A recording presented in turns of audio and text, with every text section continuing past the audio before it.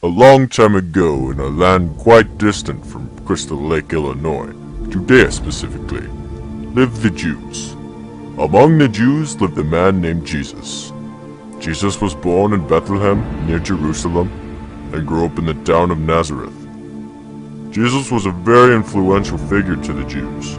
They later held him as the Messiah, the Son of God, and as King of the Jews. This made the Romans uncomfortable that Jesus was going to lead an uprising. He was tried before Pontius Pilate, the Roman governor, and was crucified. Jesus is to be crucified.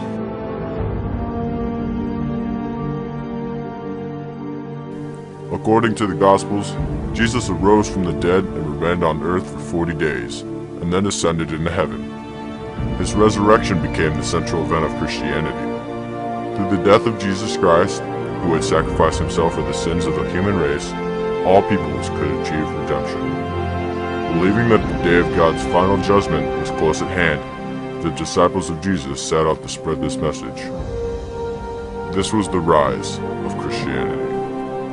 As Christianity was still slowly spreading, there was a recognizable competition with the Persian cult of Mithras, the Asia Minor cult of Cybele, and the Egyptian cult of Isis. But these cults did not necessarily appeal to everyone. Christianity was also scrutinized by the Roman government because the Christian actions appeared to be offensive towards the Roman way. However, when Emperor Constantine became a supporter of Christianity, the times changed. According to him in 312 AD, he was leading his army into battle and saw a blazing across the sky that told him, "In this sign, conquer." He placed himself and his honor under protection of God, and after his victory, he declared himself as a Christian and supported Christianity throughout the empire.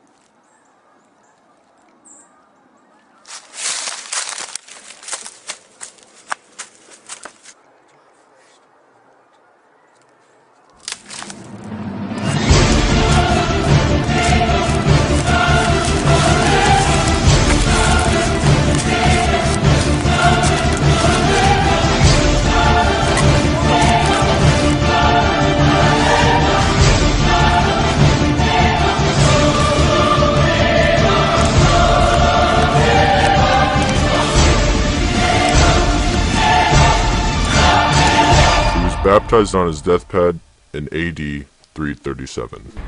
During the latter part of the empire, a more definite church organization developed. Priests conducted services and performed baptisms and marriages. Above the priests were the bishops, who led the church in each city. The bishops of imperial cities were called patriarchs. Over time, the patriarchs of Rome assumed the title of pope and claimed supremacy over the other patriarchs.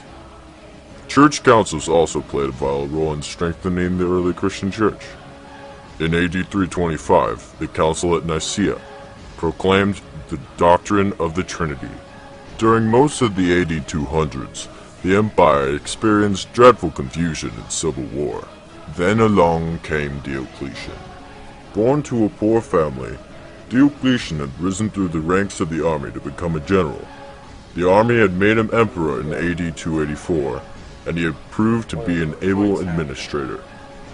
Diocletian reorganized the administration of the empire. Realizing that the empire had grown too large for one person to manage, he appointed a co-emperor called an Augustus. After Diocletian was the new emperor, Constantine. Constantine, who came to power as a Caesar in AD 306, became sole emperor in AD 324. His reign is known for two great achievements: his protection of the Christian religion and his creation of the new capital on the site of the former Greek city of Byzantium. After Constantine's death in AD 337, the empire enjoyed some 50 years of stability and then slowly fell apart. We have two lovely historians with us today. Let's hear what they have to say on the matter. We believe that not one factor affected the declination of Rome. There were many factors that contributed to the declination, such as political decline, lack of civilian control in the military, economic decline, and social change.